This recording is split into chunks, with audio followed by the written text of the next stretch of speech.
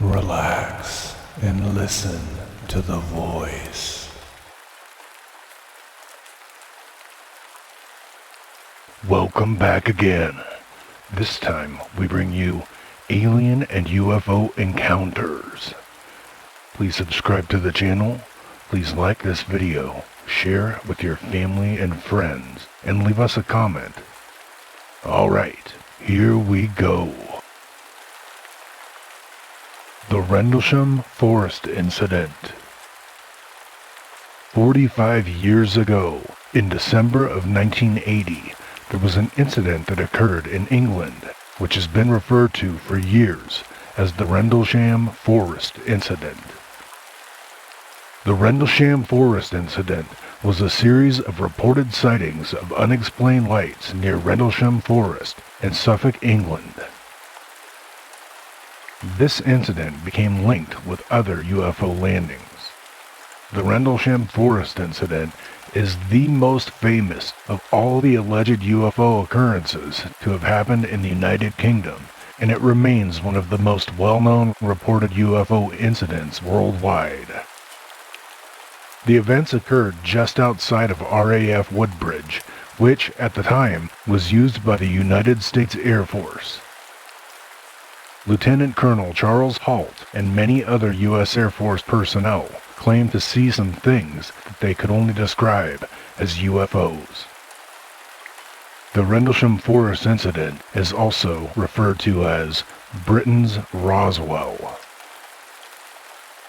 Around 0300 hours on December 26th of 1980, a security patrol near the east gate of RAF Woodbridge saw lights that were apparently descending into nearby Rendlesham Forest. These lights have been attributed by astronomers to a piece of natural debris seen burning up as a fireball over southern England around that time. Servicemen from the base would say that they initially thought that the lights were those of a downed aircraft. According to a memo from Lieutenant Colonel Halt, he stated, "Upon entrance into the forest to investigate, the men witnessed a glowing object that was metallic in appearance with colored lights." The memo goes on to say that as they attempted to approach the object, it appeared to move through the trees, and that the animals on a nearby farm went into an absolute frenzy. One of the servicemen, Sergeant Jim Peniston, later on claimed to have encountered what he referred to as a craft of unknown origin while in the forest, although there was no publicized mention of this at the time, and there is no corroboration from other witnesses. Shortly after 0400 hours, local police were called to the scene, but later reported that the only lights that they were able to witness were those from the Orford Ness Lighthouse, many miles away on the coast. After daybreak on the very next morning, December 26th, the servicemen returned to a small clearing near the eastern edge of the forest and found 3 small impressions on the ground in a triangular pattern. They also found burn marks and broken branches on the nearby trees. Just a few hours later, on the same day, the police were called out again, this time so they could be shown the impressions, which police were alleged to have said that they thought could have been made by an animal. There is a famous photograph that has been published that was taken at the alleged landing site on the morning after the first sighting. This photograph originally appeared in a book by Georgina Bruni. The book was titled, "You Can't Tell the People." The next recorded military involvement was on the 28th of December. Lieutenant Colonel Charles Halt visited the site once again with several servicemen in the early hours of the morning. Halt and his team took radiation readings in the triangular depressions as well as the surrounding areas, utilizing U.S. military radiation survey meters. They claimed to have found significant radiation readings up to over a half-mile away from the landing site. An audio recording of these events was kept and is now known as the Halt tape. During this investigation, this outing, there was mention of a flashing red light being seen across the field to the east, almost in line with the farmhouse, just as witnesses had seen on the very first night.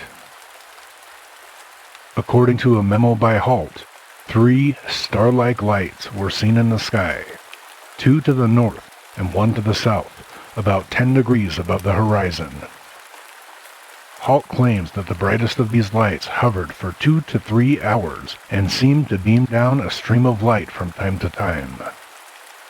Astronomers have gone on in attempts to debunk this and explained these star-like lights as bright stars. The Halt memo is the first piece of primary evidence to be made available to the public. This was made publicly available in the United States under the U.S. Freedom of Information Act in 1983. The memorandum from Halt was dated January 13, 1981, under the title Unexplained Lights. There is a 2-week delay between the incident and a report, which could possibly account for errors in the dates and times given. The memo was not classified in any way. In 1984, a copy of what became known as the Halt tape was released to UFO researchers by Colonel Sam Morgan, who had by then succeeded Ted Conrad as Halt's supervisor. This tape chronicles Halt's investigation in the forest in real time, including taking radiation readings, the sighting of the flashing lights between trees, and the star-like objects that hovered and twinkled.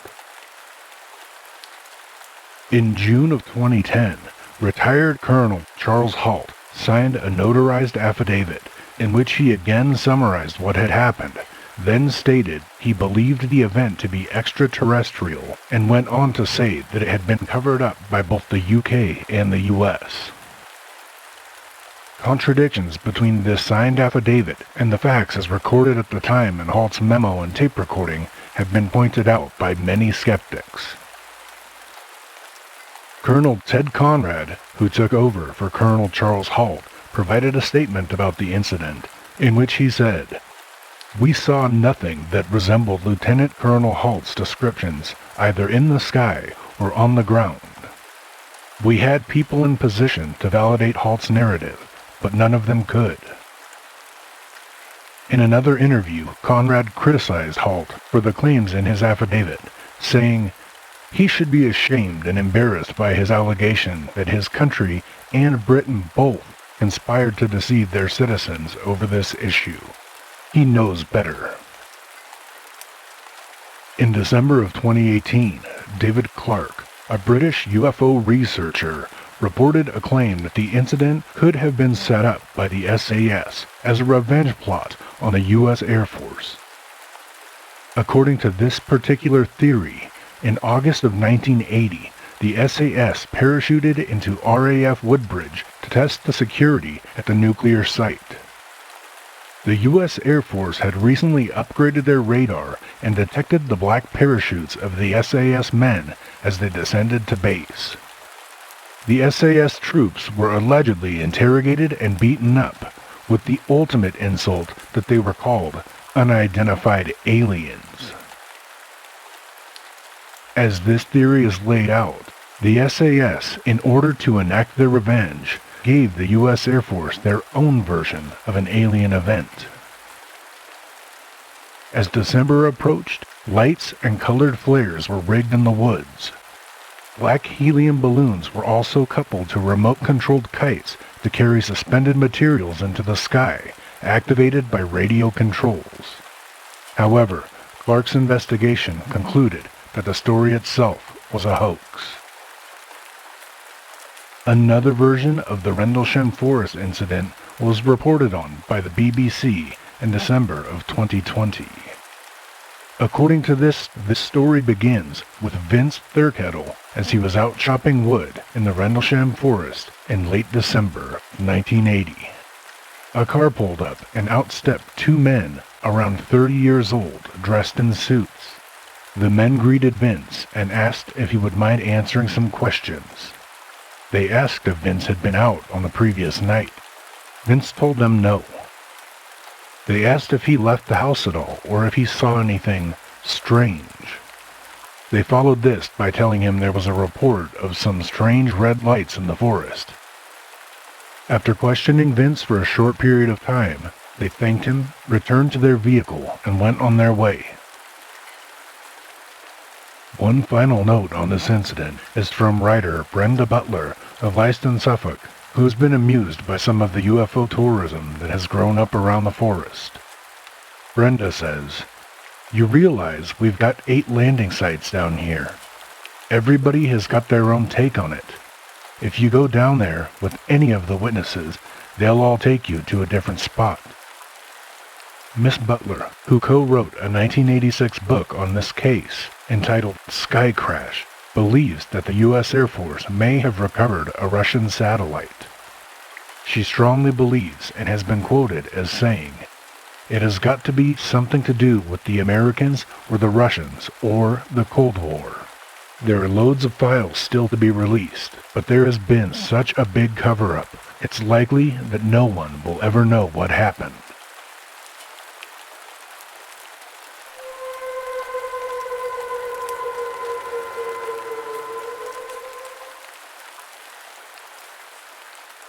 Aboard a flying saucer, the adventures of 2 kidnapped humans.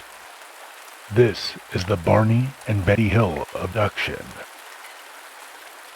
This story includes an article that was only approved for release from the CIA on April 2nd of 2001. Nightmares and crippling anxiety drove Betty and Barney Hill to the office of Dr. Benjamin Simon, the distinguished Boston psychiatrist and neurologist. The Hills were deeply disturbed by the haunting memory of an incident that occurred several years before, outside the village of Lancaster, New Hampshire. They were plagued by a nagging feeling that something more they could not recall had occurred. Fearing ridicule and scorn, they had kept their experience relatively secret until the strain began to affect them physically and emotionally. Dr. Simon accepted them as patients. During the months that followed, Barney and Betty Hill, both receiving individual psychotherapy, including periods of time regression under hypnosis, began to relive their adventure, which proved much more terrifying than either of them consciously recalled. The following reading is based on information written by John G. Fuller. On September 19, 1961, Barney Hill and his wife Betty began a night drive from the Canadian border down US 3 through the White Mountains on their way to Portsmouth, New Hampshire, after a short vacation. Just after 10 p.m., their car was traveling along the flat ground of the upper Connecticut River Valley. Betty enjoyed watching the brilliance of the moon reflecting on the valley and the mountains in the distance. To the left of the moon and slightly below it, she noticed a particularly bright star. Perhaps it was a planet, she thought, because of its steady glow.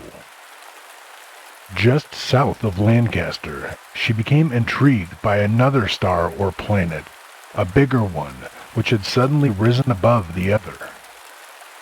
As she watched, the new celestial glow appeared to be getting bigger. For a while, she said nothing to her husband. Finally, when the strange light grew brighter, she nudged Barney, who slowed the car and looked out the right-hand side of the windshield. "When I looked out at first," Barney Hill later said, "it didn't seem anything particularly unusual, except that we were fortunate enough to see a satellite. It had no doubt gone off its course, and it seemed to be going along the curvature of the Earth. It was quite a distance out. It looked like a star in motion." The couple continued to drive on, glancing at the bright object frequently, finding it difficult to tell if the light itself were moving or if the movement of the car were making it seem to move. The light would disappear behind trees or a mountaintop and then reappear as it cleared the obstruction. The couple's dog, A dachshund, became restless, and Betty suggested that they should walk her. At the same time, they could get a better look at the bright object. Barney pulled the car to the side of the road, where there was reasonably unobstructed visibility. Betty walked the dog along the side of the road. At this point, she felt sure that the star, or the light, or the satellite, whatever it was definitely moving. When her husband, Barney, joined her, she handed the dog's leash to him, went back to the car, and returned with a pair of binoculars. At this point, Barney was still convinced that they were observing an astray satellite. The object continued its unpredictable movement. Barney and his wife stopped briefly several times. At one of the stops, a few miles north of Cannon Mountain, Betty said, "Barney, if you think that's a satellite or a star, you're being absolutely ridiculous." In reply, Barney stated, "It's a commercial plane. It's probably on its way to Canada." Around 12 o'clock, they approached the enormous and somber silhouette of Cannon Mountain. Barney parked the car in a picnic area that commanded a wide view to the west. They looked again at the strange moving light and noted that it swung suddenly from its northern flight pattern, turned to the west, then completed its turn and headed back directly toward them. Both Barney and Betty got out of the car. "It's got to be a plane," Barney said. "A commercial liner." "With a crazy course like that?" Betty asked, following him with the dog. "Well, then it's a Piper Cub with some hunters who might be lost." "It's not hunting season, Barney," Betty said, as Barney took the binoculars from her. "And I don't hear a sound." Neither did Barney. "Well, it might be a helicopter," Barney said as he looked through the binoculars. He was sure that it wasn't, but was reaching for any kind of explanation that would make sense. Looking through the binoculars, Barney now made out a shape like the fuselage of a plane, although he could see no wings. He also saw a series of lights along the fuselage, blinking in an alternating pattern. When Betty once again took a hold of the binoculars, the object passed in front of the moon. In silhouette, it seemed to be flashing thin pencils of different colored lights. The object itself appeared cigar-shaped to her. It appeared to have increased its speed and then slowed down again as it crossed the face of the moon. In Betty's eyes, through the binoculars, Betty noted that the lights were flashing persistently red, amber, green, and blue. At this time, the Hills dog began whining. Betty gave the binoculars back to Barney and took the dog back to the car. Barney focused the glasses on the object and strained to hear a sound, the throb of a propeller-driven plane or the whir of a jet. He heard none. For the first time, he felt that he was being observed, and that the object was actually attempting to circle them. Upon getting back into the vehicle, he told Betty that he felt the craft had seen them and was playing games with them. They started the car and drove slowly on toward Cannon Mountain, catching glimpses of the object as it moved erratically in the sky. As they approached the base of the mountain, the object suddenly swung behind the dark silhouette of the trees and disappeared. Barney increased his speed, and as the car moved past the blackness of the Old Man of the Mountains, the object appeared again, gliding silently, leisurely, parallel to the car. It appeared to be only a few hundred feet to the right, above the car. Earlier, it had seemed to be spinning. Now it was still, and the former blinking, multicolored lights gave off a steady white glow.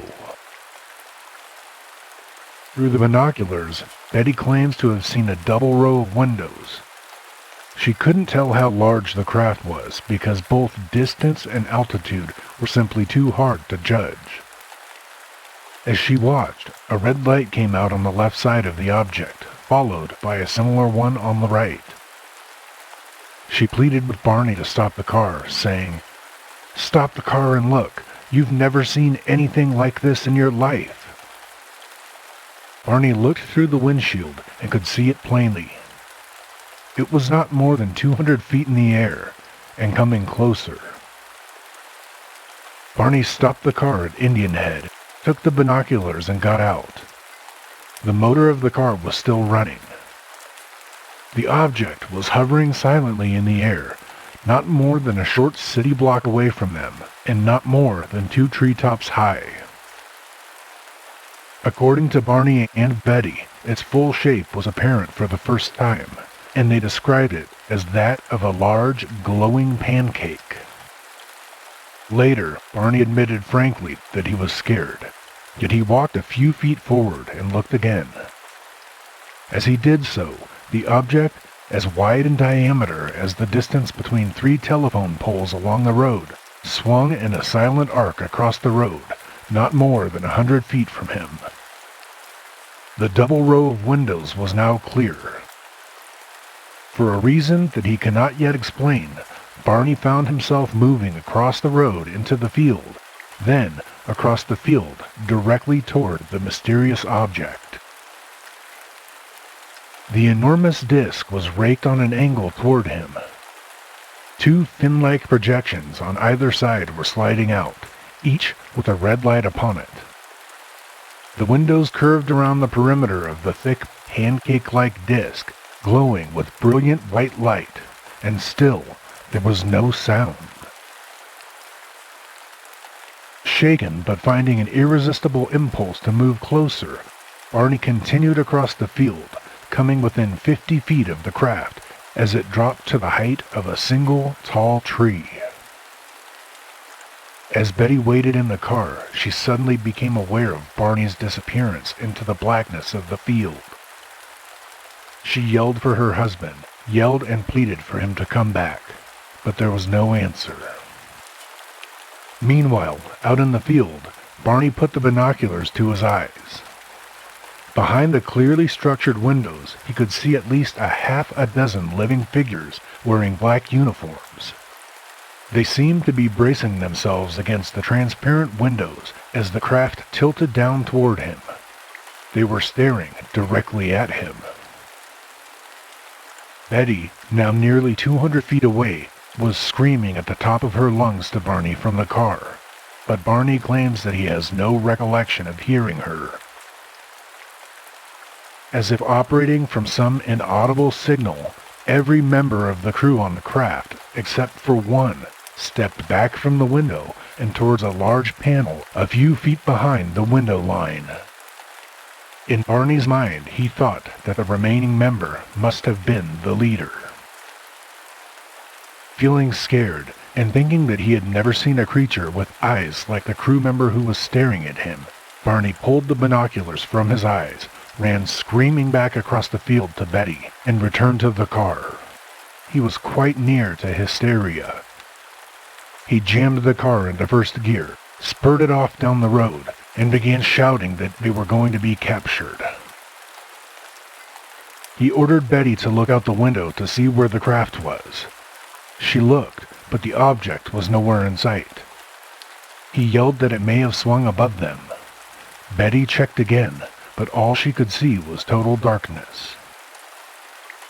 It was at this point that they heard a strange electronic-sounding beeping. The car seemed to vibrate with the beeping. It was an irregular rhythm. Beep, beep, beep, beep, beep. And it seemed to come from behind the car, possibly from the trunk. Barney asked Betty what the noise was, and Betty replied that she did not know.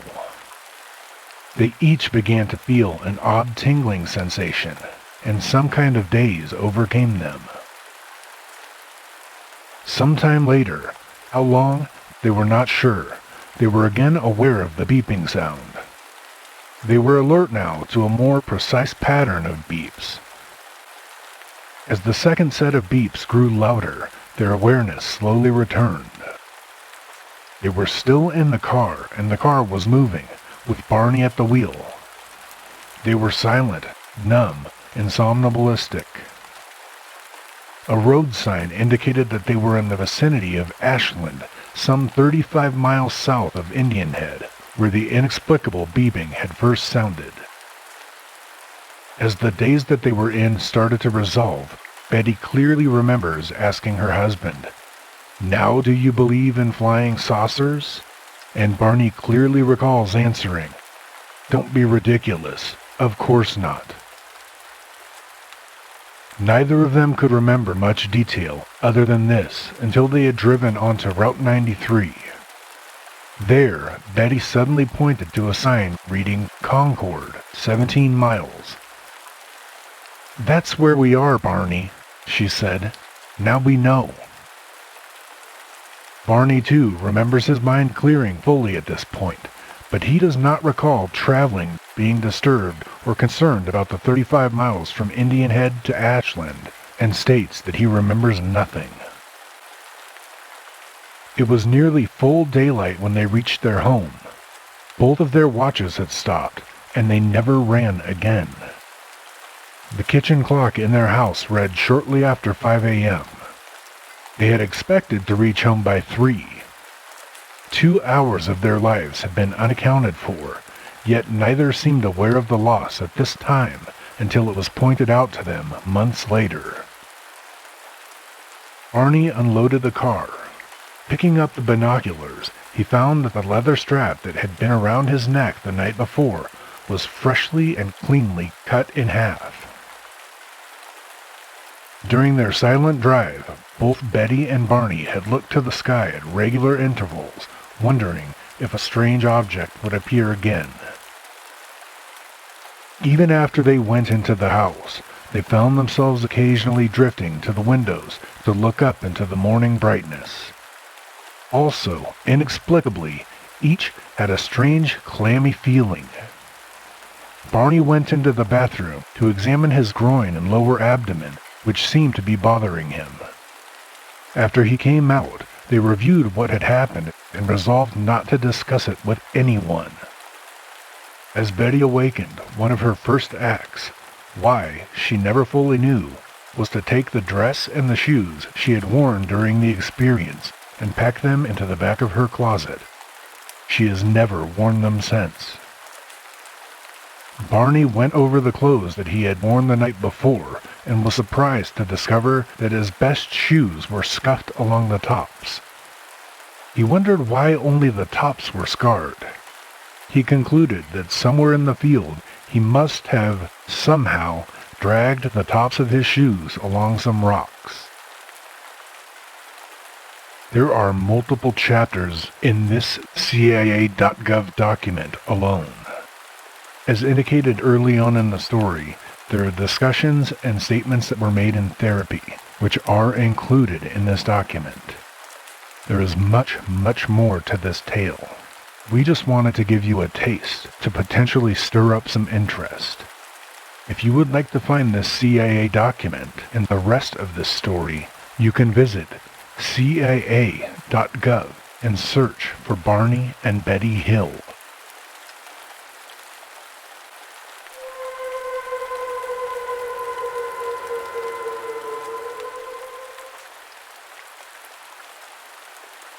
The Lonnie Zamora Incident. The Lonnie Zamora incident was an alleged UFO sighting that occurred on April 24, 1964, near Socorro, New Mexico. Police officer Lonnie Zamora claimed he saw 2 people beside a shiny object that later rose into the air, accompanied by a roaring blue and orange flame. Zamora's claims were subject to attention from the news media, UFO investigators, and UFO organizations, as well as the U.S. Air Force's Project Blue Book, who listed the case as unknown. On April 24, 1964, at approximately 17:45, Socorro Police radio dispatcher Nep Lopez received a radio call from Sergeant Lonnie Zamora, reporting a possible motor vehicle accident. Zamora advised Lopez that he would be, quote-unquote, checking the car down in the arroyo. Shortly after, Lopez received another radio call from Zamora asking Lopez to look out the window to see if he could see an object. When Lopez asked Zamora to describe it, Zamora said, "It looks like a balloon," and requested New Mexico State Police Sergeant Chavez meet him at this location. When Chavez arrived, he asked Zamora what the trouble was. Zamora led him to examine some burning brush. Patches of smoldering grass and brush were also noted by other arriving officers. Zamora told authorities that he was pursuing a speeding car south of Socorro, New Mexico, when he then heard a roar and saw a flame in the sky to the southwest, quite some distance away, possibly a half-mile or a mile. Believing that a local dynamite shack might have exploded, Zamora said he discontinued the pursuit and went to investigate the potential explosion. Zamora claimed to have then observed a shiny object to the south about 150 to 200 yards that he initially believed to be, as he says, an overturned white car up on the radiator or on trunk. The object, according to Zamora, was like aluminum. It was whitish against the mesa background, but not chrome, and it was shaped like the letter O. Zamora claimed to have briefly observed two people in white overalls beside the object, who he later described as being normal in shape, but possibly small adults or large kids. Zamora then claimed to hear a roar and see a blue and orange flame under the object, which then rose quickly and moved away. Zamora's claims were later investigated by Project Blue Book and ufologists, and several explanations have been presented. UFO skeptic Stuart Campbell has suggested that everything seen and heard by Zamora and fellow witnesses was almost certainly a mirage of the star Canopus. It has also been suggested that Zamora witnessed the testing of a lunar landing device by personnel from the White Sands Missile Range. UFO skeptic Robert Schaefer suggested that the incident was nothing more than a hoax perpetrated by students at New Mexico Tech. Then President of New Mexico Tech, Sterling Colgate, supported this theory and wrote that the object observed by Zamora was a candle in a balloon, nothing sophisticated. Another UFO skeptic, Philip J. Klass, who visited Socorro several years after the incident, claims that the entire event was part of a conspiracy plot by the municipal government to do nothing more than increase tourism. In a document also available on the CIA website, Zamora describes the object in greater detail. As the object took off, Zamora claims that he was scared it was going to explode, so he ran to take cover, but turned back to look at the object as he fled. In doing this, he states that he noticed a red symbol on the side of the object, shaped like a point that was about 2 inches high and 2 inches wide. He claims the object was smooth, a shiny white aluminum with no visible windows or doors. According to Zamora, there appeared to be 2 metal legs slanted outward that would have been supporting it. As the document on the CIA website states, Hector Quintanilla, the last chief officer of the U.S. Air Force's famous UFO investigation program, Project Blue Book, was in charge of the Zamora case. Hector's team was convinced that Zamora was telling the truth, and despite an extremely thorough investigation, they were unable to locate the object or its origins. Quintanilla went on to state that the Zamora sighting is the best documented case on record, even though it remains unsolved.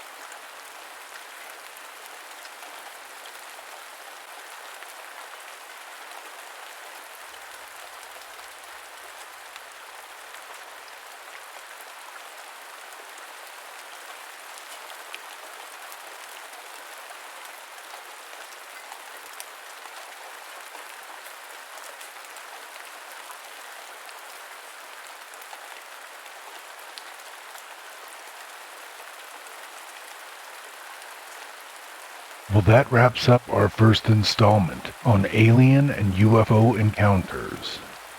We will be back discussing some new stories, but before we go, we would like to leave you with this little bit of information, also taken from the website of the Central Intelligence Agency.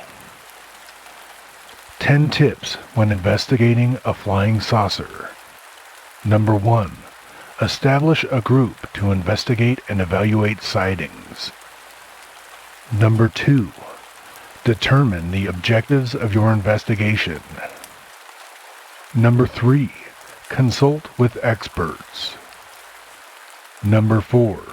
Create a reporting system to organize incoming cases. Number 5. Eliminate false positives. Number 6. Develop methodology to identify common aircraft and other aerial phenomena often mistaken for UFOs. Number 7. Examine witness documentation. Number 8. Conduct controlled experiments. Number 9. Gather and test physical and forensic evidence. Number 10. Discourage false reporting.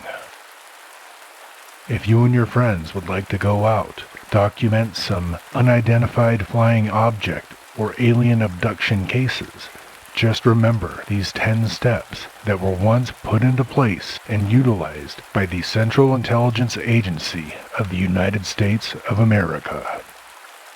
We hope that you've enjoyed some of this information, and we hope that you seek out more information on these stories if you choose to do so. Take care of yourselves and take care of each other. Until the next time, sweet dreams.